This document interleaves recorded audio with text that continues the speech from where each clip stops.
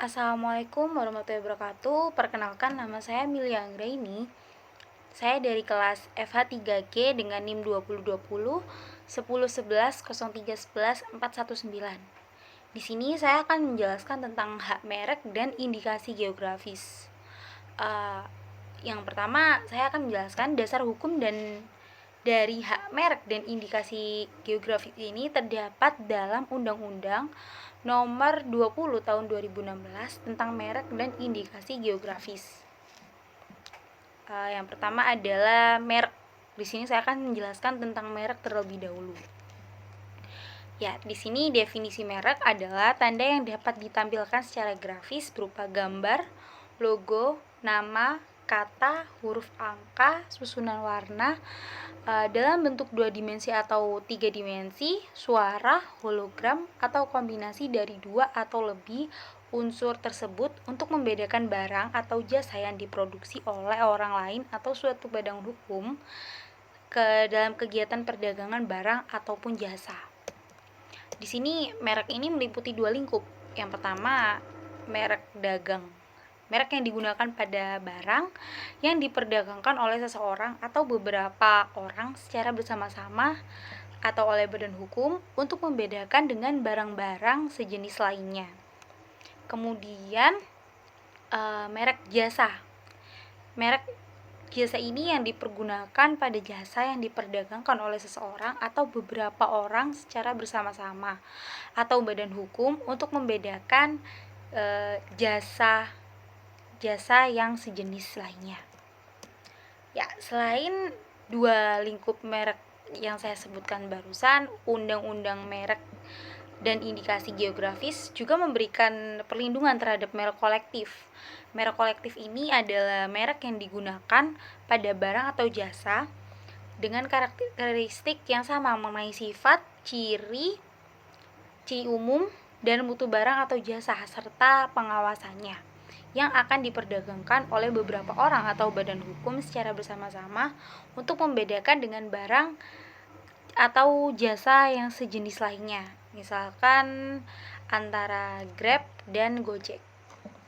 Kemudian di sini yang kedua ada hak eksklusif atas merek yang diberikan oleh negara kepada pemilik merek yang mempunyai tujuan sebagai berikut. Yang pertama, menggunakan merek sendiri tersebut.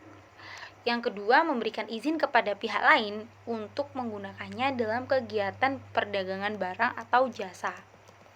Selain memiliki tujuan sebagaimana tersebut sebelumnya, merek ini juga memiliki fungsi, yaitu yang pertama sebagai salah satu tanda pengenal untuk membedakan barang atau jasa satu dengan yang lainnya yang masih sejenis. Kemudian sebagai alat promosi atau iklan barang ataupun jasa. Nah, kemudian yang ketiga, sebagai dasar untuk membangun citra atau reputasi dan memberikan jaminan atas mutu produk barang atau jasa tersebut. Kemudian yang terakhir, sebagai petunjuk asal barang atau jasa agar lebih mudah dikenali oleh konsumen. Kemudian di sini ada yang ketiga atau sistem perlindungan merek, di mana perlindungan merek di Indonesia menganut sistem konstitutif atau pendaftaran pertama. Adapun maksud dari pendaftaran pertama ini adalah permohonan yang diajukan telah memenuhi persyaratan minimum sebagaimana disebutkan dalam pasal 13 Undang-Undang Merek dan Indikasi Geografis. Nah, permohonan yang memohonnya ini diajukan terlebih dahulu dan terdaftar lebih dahulu. Maka perlindungan hak atas mereknya tersebut mulai berlaku sejak tanggal penerimaannya tersebut. Kemudian ini yang terakhir ada hak dan kewajiban serta manfaat merek. Ya, terhadap merek yang sudah terdaftar, maka akan menimbulkannya hak dan kewajiban bagi pemilik merek serta menimbulkan manfaat bagi pemilik merek maupun konsumen. Di sini yang pertama ada hak pemilik merek memiliki hak eksklusif atas merek yang terdaftar untuk jangka waktu 10 tahun dan dapat diperpanjang untuk jangka waktu yang sama dengan menggunakan sendiri merek tersebut atau memberikan izin kepada pihak lain untuk menggunakannya. Hak atas merek ini diperoleh setelah merek tersebut terdaftar. Ini terdapat pada pasal 3 Undang-Undang Nomor 20 Tahun 2016 tentang merek dan indikasi geografis. Kemudian yang kedua, kewajiban pemilik merek.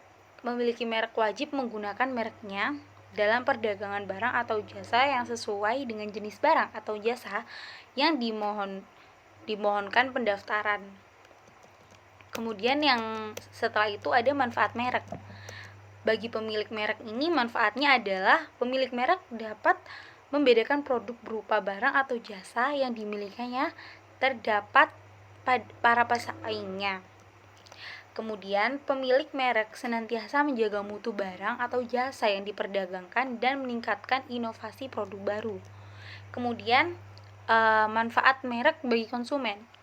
Di sini konsumen mampu membedakan atau mencirikan dengan mudah antara produk yang asli dengan produk-produk yang identik atau mirip. Dan yang kedua, konsumen yang merasa puas dengan produk tersebut akan membeli atau memakai kembali barang atau jasa tersebut karena mutu produk lebih terjamin. Kemudian ada indikasi geografis. Nah, di sini indikasi geografis berdasarkan pasal 1/6 Undang-Undang Merek dan Indikasi Geografis adalah suatu tanda yang menunjukkan daerah asal suatu barang dan jasa produk yang dikarenakan faktor lingkungan geografis, termasuk faktor alam, faktor manusia, atau kombinasi dari kedua faktor tersebut memberikan reputasi, kualitas, dan karakteristik tertentu pada barang atau produk yang dihasilkan. Dalam hak indikasi geografis adalah hak eksklusif yang diberikan oleh negara kepada pemegang hak indikasi geografis yang terdaftar selama reputasi, kualitas, dan karakteristik yang menjadi dasar kualitas dan karakteristik yang menjadi dasar diberikannya perlindungan indikasi geografis tersebut masih ada. Di sini ada tujuan perlindungan indikasi geografis, di mana tujuan utama perlindungan indikasi geografis adalah melindungi produsen dan konsumen dari pemalsuan produk khas wilayah. Tujuan lainnya adalah yang pertama menjaga kualitas produk khas wilayah, yang kedua menjaga kelestarian wilayah, dan yang ketiga menjaga kelestarian budaya dan pengetahuan tradisional masyarakat penghasil produk khas wilayah. Yang keempat, memperkuat kelembagaan masyarakat penghasil produk khas wilayah. Dan yang terakhir adalah meningkatkan pendapatan dan kesejahteraan masyarakat pelaku usaha produk khas wilayah. Dan yang terakhir, permohonan pendaftaran indikasi geografis, di mana yang pertama bertentangan dengan ideologi negara, peraturan perundang-undangan, moralitas, agama, dan kesusilaan dan ketatatertiban umum.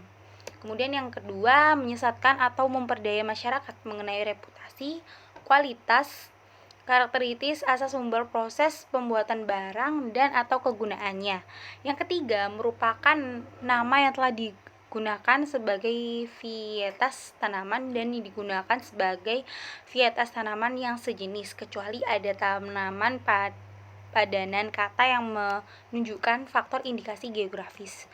Kemudian permohonan indikasi geografis ditolak apabila yang pertama, dokumen deskripsi indikasi geografis tidak dapat dibuktikan kebenarannya, dan yang kedua, memiliki persamaan pada keseluruhannya dengan indikasi geografis yang sudah terdaftar.